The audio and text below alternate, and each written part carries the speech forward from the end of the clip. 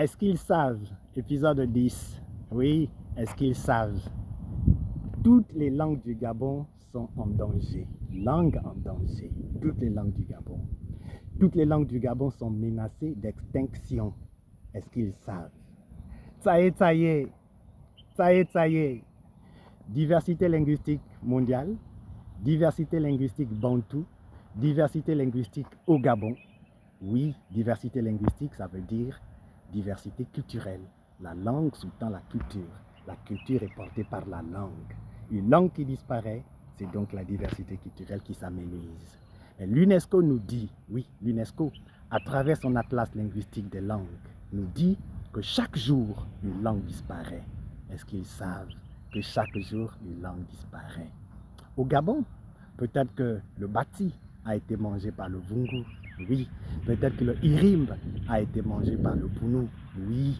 Peut-être que l'evia sera mangé par le gissir. Peut-être que le tsengi sera mangé par le nzebi, oui. Le metombolo, le ndambomo, l'ungom, oui. Peut-être que toutes ces langues-là seront mangées. Peut-être que toutes ces langues-là vont disparaître. Est-ce qu'ils savent?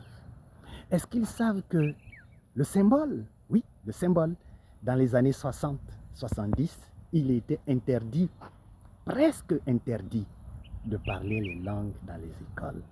Ben, est-ce qu'ils savent que si vous parliez la langue, on vous accrochait un bouclier, oui, un gros collier, dont le bouclier principal, la boucle principale était la tête d'un singe ou la tête d'un céphalophe bleu de crime, donc une gazelle, comme on dit au Gabon. Est-ce qu'ils savent que si vous parliez donc la langue, on vous mettait ce symbole-là et vous le portez dans la cour de l'école, cela vous dissuadait de ne plus parler votre langue. Et oui, est-ce qu'ils savent le symbole dans les années 60, le symbole dans les années 70 a mangé les langues nationales du Gabon, a mangé les langues maternelles? Est-ce qu'ils savent? Est-ce qu'ils savent que l'UNESCO pense, l'UNESCO dit que la revitalisation des langues est possible? Oui, la revitalisation des langues est possible. Et l'UNESCO a donc, avec la communauté internationale, adopté la journée internationale des langues maternelles. La journée internationale des langues maternelles, célébrée chaque année, oui, chaque année, le 21 février.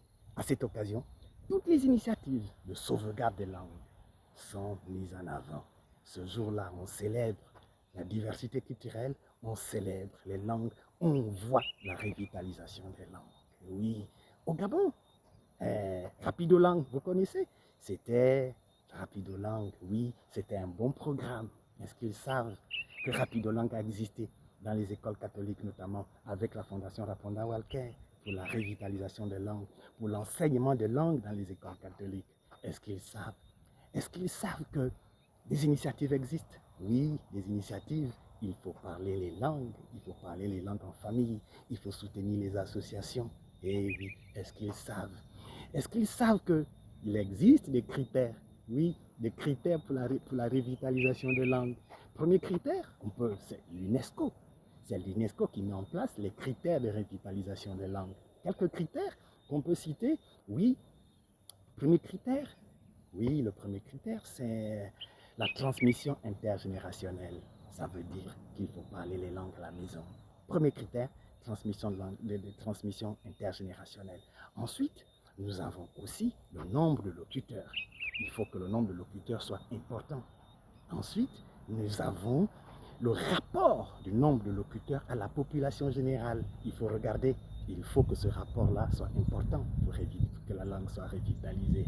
Et puis, bien sûr, la langue elle-même, la langue doit être pratiquée en public ou en privé. Il faut que la langue soit pratiquée, bien sûr. Et autre critère, les documents d'apprentissage et l'enseignement de la langue. Il faut donc que cette langue-là, à revitaliser, dispose de documents d'apprentissage et soit enseignée. Et oui, autre critère, la communauté elle-même.